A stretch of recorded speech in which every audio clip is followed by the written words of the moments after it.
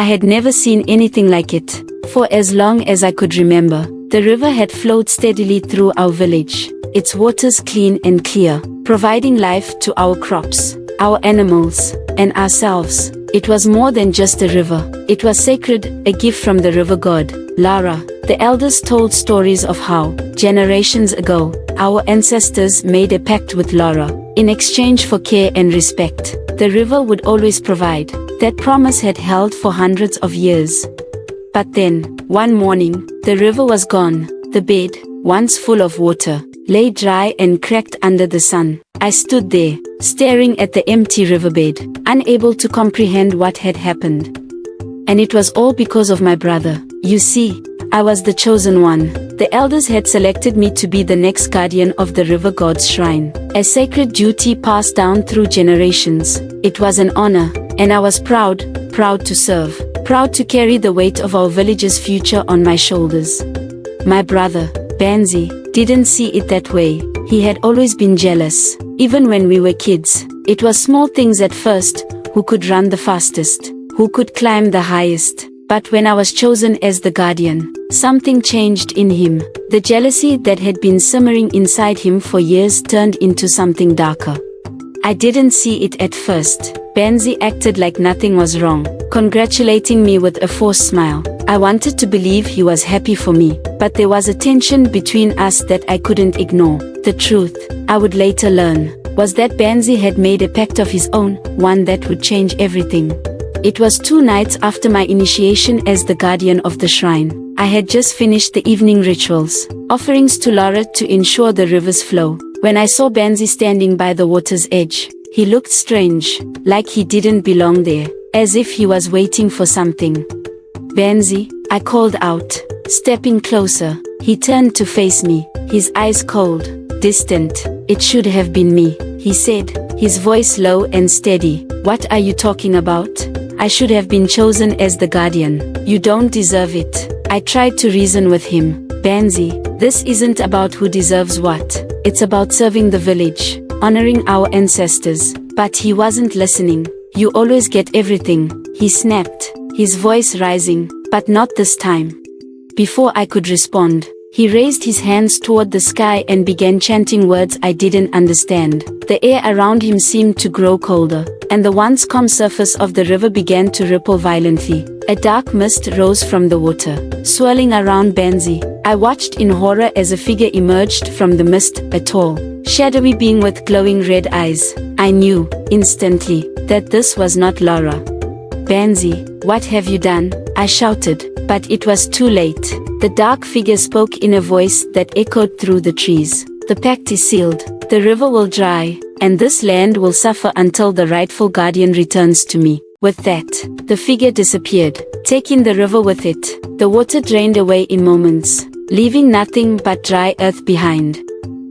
I stood there, stunned. My brother, the boy I had grown up with, the person I had trusted, had betrayed not only me but the entire village. He had made a pact with a rival god, one that sought to destroy everything Lara had given us. In the days that followed, the village descended into chaos. Without the river, our crops withered, the animals grew weak, the elders were desperate, performing every ritual they could think of to bring the water back. But nothing worked. The river was gone, and with it, our hope. I didn't know what to do. As the guardian, it was my duty to protect the village, to keep the river flowing. But how could I fix this when the very source of our life had been stolen? It was then that I remembered the stories our grandmother used to tell us when we were children. Stories about the ancestors and how they overcame impossible challenges by seeking wisdom from those who came before. I realized that the answer wasn't in rituals or offerings. It was in the wisdom of our ancestors, the knowledge passed down through generations.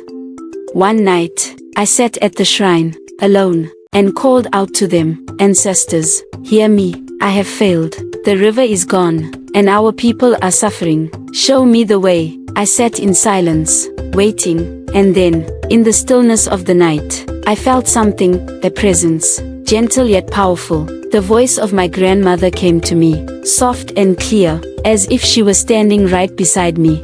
The river's flow can only be restored when the balance is made right. To undo the curse, You must seek out Laura at the source of the river, deep in the mountains. Only there will you find the strength to break the pact."